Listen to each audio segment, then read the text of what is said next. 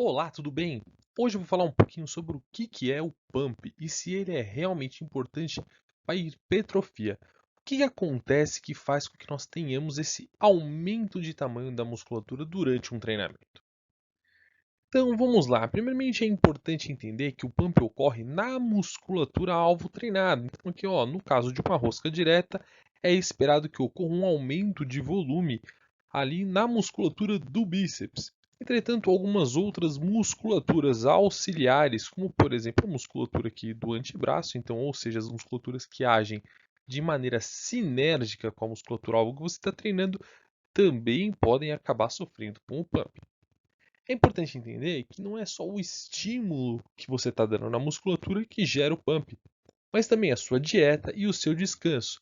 Então, um exemplo: dietas ricas em carboidrato e uma pessoa bem hidratada tendem a ter um pump maior do que uma pessoa que come uma dieta, por exemplo, rica em gordura e pobre em carboidratos. Aí nós temos que entender o que acontece durante uma contração muscular. Então, olha só, aqui tem um exemplo da musculatura da panturrilha. Quando ocorre uma contração da musculatura, ocorre que esses vasos sanguíneos que estão passando aqui entre a musculatura acaba ocorrendo uma compressão deles, ou seja, está diminuindo o fluxo sanguíneo aqui nessa região. E se você lembrar lá da escola, nós temos então as artérias e as veias, né? O sangue chega na musculatura pelas artérias e ele retorna da musculatura pelas veias.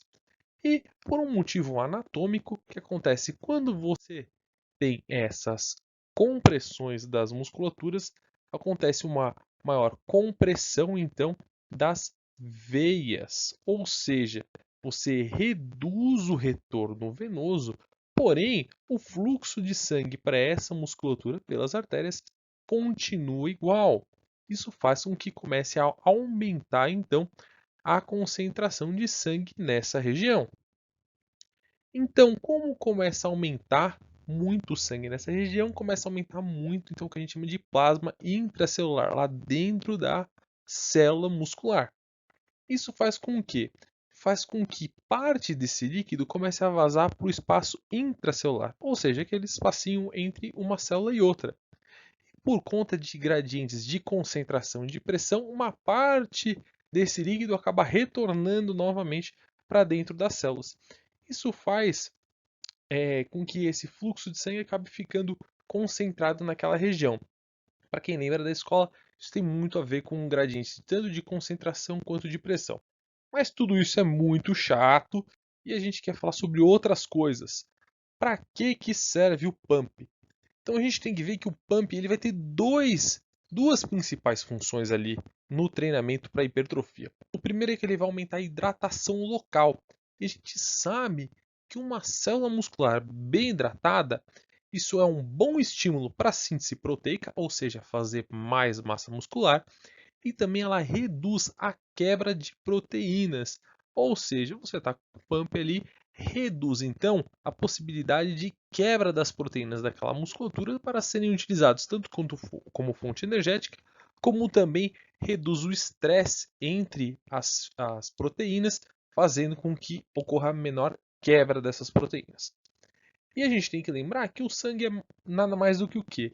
É o líquido que está levando nutrientes e oxigênio para essas musculaturas. Então, o fato de você estar aumentando ali a concentração de sangue também está aumentando a concentração de nutrientes na musculatura, que vai servir tanto para reposição energética, então vai estar levando glicose lá para dentro dessa musculatura, quanto vai aumentar a síntese proteica, vai estar levando também ali aminoácidos para a construção de proteínas. E a gente tem que lembrar que o pump é um fenômeno que ele tende a ocorrer, tá? Ele pode ocorrer em outras situações, mas ele tende a ocorrer principalmente quando um volume de repetições é moderado ou alto. Então, normalmente fazer ali mais de 12 repetições parece ser o estímulo ideal para que comece a ocorrer um pump. Se você tem que utilizar um intervalo de descanso baixo ou moderado, ali pelo menos menor que 2 minutos. Por que isso? Porque você não quer que ocorra o que a gente chama de flushing dessa musculatura. Você não quer que esse sangue retorne tanto à circulação. Então, Como isso ocorre com o tempo, você quer um intervalo de descanso curto para você manter com essa concentração elevada. E esse fenômeno ele precisa também de um volume de treinamento. Então, para começar a ter um aumento significativo ali dessa concentração, né, desse pump na musculatura, você precisa ali por volta de 3 a 4 séries por musculatura. E isso tende a alcançar um platô, tá? Vai depender um pouco da musculatura, dos exercícios e tudo mais, mas tende a alcançar um platô após 12, 16 séries. Após isso, realizar mais séries não quer dizer que vai aumentar mais o pump. Tá. Aí a grande pergunta que a gente tem que fazer é o seguinte: o pump é fundamental? Ou seja, se você não tiver pump, você não evolui? A resposta é não.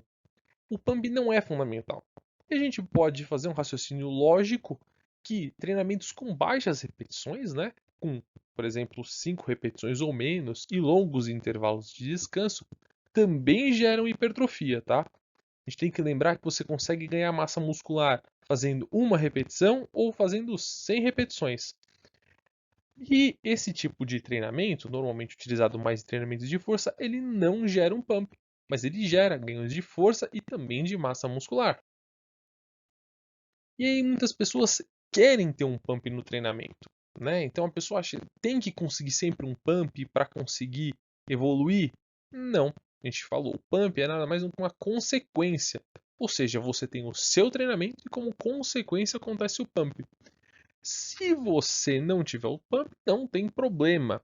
Né? O importante é você tentar progredir, né? Aumentar o seu estímulo a cada treinamento. Porém, o pump pode ser um indicativo. Vamos supor que você faz sempre mais ou menos o mesmo treinamento, ok? Lá dentro da sua programação de evolução. E você sempre consegue um pump. Se de repente você para de conseguir um pump com aquele treinamento, é importante observar: você mudou a sua dieta, ou por acaso você está descansando menos, ou você por acaso aumentou o volume do seu treinamento. Qual o motivo que esse treino parou de dar um pump para você? Isso tudo pode ser utilizado como um indicativo de que seu corpo de repente está entrando em um excesso de treinamento, já que dificuldade de conseguir um pump pode ser questões de dieta, descanso, hidratação ou até mesmo um sinal de overtraining. É isso aí, pessoal. Se você gostou, deixa o seu like, comenta no vídeo e se você quer mais vídeos como esse, se inscreva no canal. Deixa aqui embaixo suas dúvidas e sugestões para o próximo vídeo. Mais uma vez, muito obrigado pela atenção de todos. Abraços e bons treinos!